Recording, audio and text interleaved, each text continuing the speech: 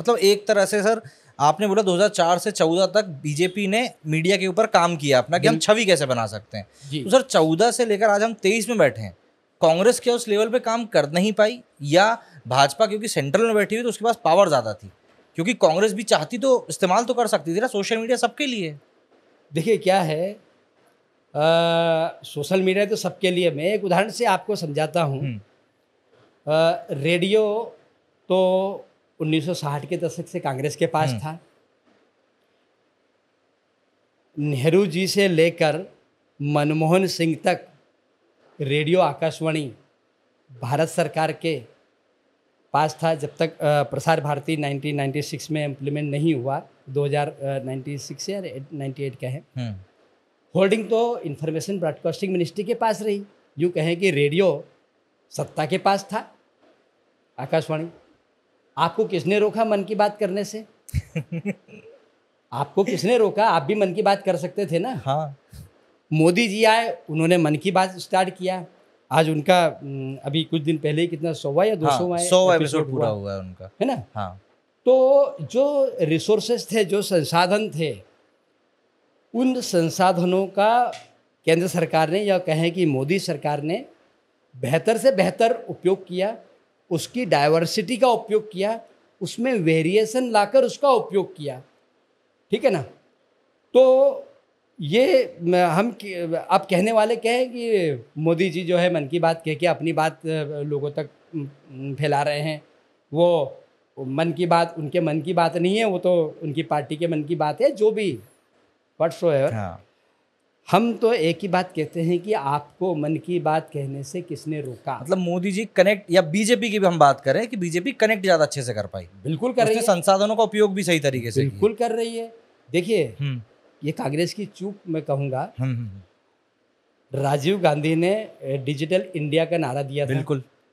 Digital India बनाने की सोच राजीव गांधी की थी। ठीक है।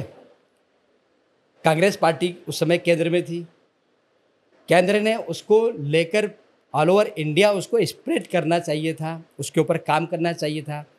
सिर्फ आंध्र प्रदेश में चंद्रबाबू नायडू ने बेहतर काम किया था इस साइकोलॉजी को लेकर। हाँ। डिजिटल इंडिया पर, या डिजिटल इंडिया राजीव गांधी की जो देन थी उसके ऊपर चंद्रबाबू नायडू ने अपने पूरे आंध्र प्रदेश में जिस तरह से टेक्नोलॉजी का विस्तार किया है। हैदराबाद सबसे पहला हब था टेक्नोलॉजी का। ये पुणे, बॉम्बे वगैरह ये तो बाद में बने, है ना। हाँ। उसके बाद कर्नाटक और पुणे, ये जो पैरेलल बने। चंद्रबाबू नायडू ने राजीव गांधी की सोच को साकार करने का पूरा काम किया। उसको देखकर भी केंद्र की कांग्रेस सरकार या यूपीए सरकार उस डिजिटल मूवमेंट को ऑल ओवर इंडिया नहीं कर पाई। ठीक है ना। अब मनमोहन सिंह सरकार का टेन्योर आया। इसके पहले मैं थोड़ा सा एक बात कहूँगा 1991 के ग्लोबलाइजेशन की। जब मनमोहन सिंह जी फाइनेंस मिनिस्टर थे। मनमोहन सिंह जी फाइनेंस मिनिस्टर थे। पीवी नरसिम्हा राव की सरकार थी। पीवी नरसिम्हा राव ने जो है, जब पूरी दुनिया आगे बढ़ रही थी और यूनेस्को, यूनाइटेड नेशन ने ये कहा कि जो गरीब देश है, जो विकासशील देश है, वहाँ पर वहाँ की जनता पर जो कुछ भी हेल्थ, एजुकेशन और बुनियादी स्ट्रक्चर में जो कमी है, उनको भी इम्प्रूव करने की ज़रूरत है। क्योंकि ह्यूमैनिटी तो सभी जगह है, मानवता विकसित देशों में भी है और विकासशील देशों में भी और अविकसित देशों में भी है। तो उन्होंने कहा कि जो देश विकसित हो चुके हैं वो भरपूर टेक्नोलॉजी का इस्तेमाल कर रहे हैं, तो मानवता के नाते हमारा ये दायित्व बनता है कि अविकसित और विकासशील देशों में भी टेक्नोलॉजी पहुंचाई जानी चाहिए। तो इसके लिए मैकब्राइड कमीशन बना और मैकब्राइड ने अपनी रिपोर्ट दी और उन्होंने तमाम तरह की चीज़ें बताकर एक कंक्लूजन में आपको बताता हूँ। उन्होंने कहा कि जितने भी अविकसित विकासशील देश हैं वहाँ पर अगर ये विकसित राष्ट्र टेक्नोलॉजी दे दें तो ये भी अपनी मानवता को और अपनी बेसिक इंफ्रास्ट्रक्चर को मजबूत कर सकते हैं। हालांकि जो विकसित राष्ट्र थे उन्होंने इसका विरोध किया, लेकिन जो नॉन अलायंस कंट्री का एक बहुत बड़ा ग्रुप बन गया था, जिसमें भारत भी अपना एक महत्वपूर्ण रोल निभा रहा था।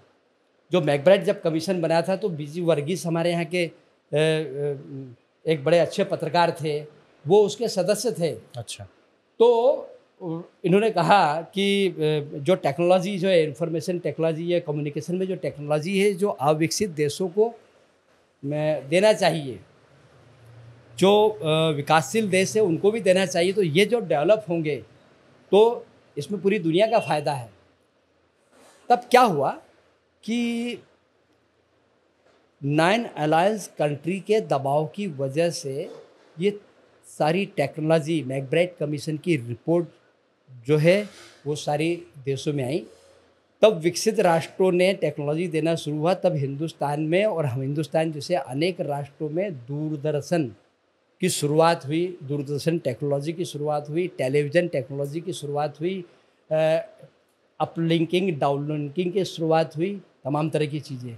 लेकिन जब ये शुरुआत हुई तो ग्लोबलाइजेशन के दौर के समय जो विकसित राष्ट्र थे, इन्होंने गेम खेला कि भाई हम ये सारी चीज़ें देंगे, लेकिन ये देश भी तो अपने दरवाजे खोले। अच्छा। क्योंकि उनको ऐसा लग रहा था कि हमारे यहाँ हम टेक्नोलॉजी और दूसरी सारी चीज़ों में तो हमारे यहाँ सेचुरेशन आ रहा है, हम ये प्रोडक्शन को कहाँ बेचेंगे। हाँ। और उनका पूरा फोकस था इंडिया, उनको मार्केट दिख रहा था। बिल्कुल। और चूंकि चाइना अपने यहाँ घुसने नहीं दे रहा था, और चूंकि इंडिया में इतनी पॉपुलेशन है कि पूरे यूरोप के 37 कंट्रीज कितनी हैं, लगभग 30-35 कंट्री है, पूरी यूरोप की कंट्रीज का पॉपुलेशन भी अगर देख ले तो उतना इंडिया खपत कर लेगा। तो ये सारी चीज़ जो है पीवी नरसिम्हा राव साहब को भी समझ में आई कि ठीक है, हमें भी खुलना पड़ेगा। तो जब ग्लोबलाइजेशन के लिए जो हिंदुस्तान के दरवाजे खुले, तब क्या हुआ कि टेक्नोलॉजी आई और इन्होंने लिमिटेशन लगाया कि हम आपको पहले 26%, जैसे मीडिया में 26% खोलेंगे, ऑटो सेक्टर में 30% या हम सर इन्वेस्टमेंट की बात कर रहे हैं। हाँ, हाँ। और अलग अलग सेक्टर में उन्होंने खोला, और कंडीशन ये रही कि भाई आप जो भी प्लांट लगाएंगे वो हमारे यहाँ लगाएंगे, बोर्ड ऑफ डायरेक्टर में हमारे लोग रहेंगे, डिसीजन मेकिंग पावर हमारे पास रहेगी, जो रेवेन्यू रहेगा उसका इतना % हम रखेंगे, इतना आप ले जा सकते हैं। इसलिए आपको ध्यान होगा इंडिया में पहले सिर्फ बजाज का स्कूटर चलता था। हाँ। मोटरसाइकिल में सिर्फ राजदूत की थी, और कार में एम्बेसडर तो वीआईपी लोगों के लिए विदेशों से आती थी, हमारे यहाँ सिर्फ फिएट थी। हाँ। ठीक है। तो टाटा ने कोलैबोरेशन किया, तो हमारे यहाँ टाटा सूमो आई, सूमो कंपनी के साथ। मोटरसाइकिल राजदूत ने यामाहा के साथ टाइप हुआ, तो राजदूत यामाहा नई मोटरसाइकिल आई। मारुति सुजुकी, मारुति ने सुजुकी के साथ किया, तो मारुति सुजुकी आई। इंडिया मोटर ने कावासाकी ने बजाज के साथ किया, तो कावासाकी बजाज आई। सुजुकी ने इंडिया मोटर के साथ किया, तो इंडो सुजुकी मोटरसाइकिल आई थी, देखा होगा आपने, है ना। हीरो ग्रुप ने होंडा के साथ किया, तो हीरो होंडा आई।